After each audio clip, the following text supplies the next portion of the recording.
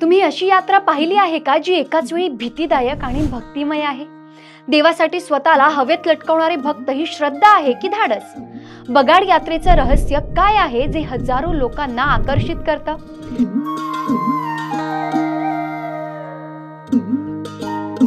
नमस्कार, मी Ankita Shivtare. Soul spiritual मध्ये आपलं सगळ्यांचं स्वागत आहे. महाराष्ट्रातील बावधन येथे साजरी होणारी बगाड यात्रा ही केवळ धार्मिक नव्हे तर अत्यंत प्राचीन आणि वैशिष्ट्यपूर्ण परंपरा जपणारी जत्रा आहे.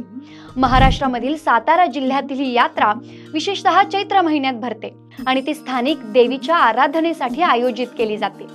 या यात्रेचा मुख्य आकर्षण म्हणजे बगाड हा विधी, जो महाराष्ट्रातील काही मोजक्या ठिकाणीच पाहायला मिळतो. बगाड म्हणजे उंच लाकडी खांबावर आधारित एक फिरणारी रचना जी विशेष पद्धतीने तयार केली जाते. नवस केलेले भक्त या रचनेला स्वतःला बांधून घेतात किंवा काही वेळा शरीराला हुक लावून हवेत फिरतात.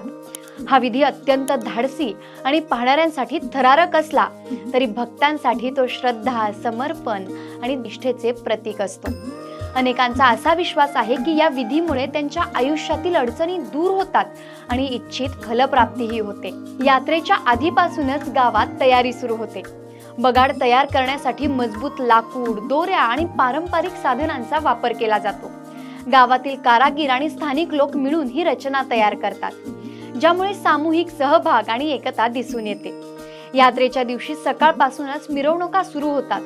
ढोल ताशांचा नाद, लेझिम आणि पारंपरिक वेशभूषेत सहभागी झालेले लोक वातावरण अधिकच रंगतदार करतात. यात्रेदरम्यान गावात मोठा बाजार भरतो, जिथे विविध प्रकारची खेळणी, मिठाई, ग्रामीण खाद्यपदार्थ तसेच पूजेसाठी लागणारे साहित्य उपलब्ध असते.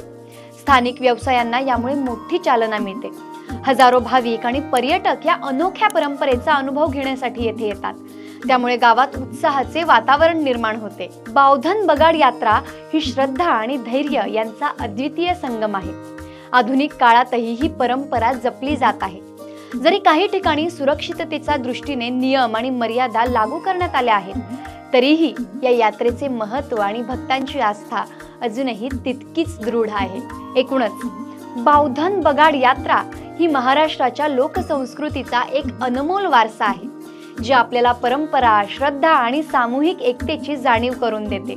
ही जत्रा अनुभवताना प्रत्येकाला आश्चर्य, आदर आणि भक्तिभाव यांचा एकत्रित अनुभव मिळतो आणि म्हणूनच ती महाराष्ट्रातील सर्वात वेगळ्या आणि लक्षवेधी यात्रांपैकी एक म्हणून ओळखली जाते.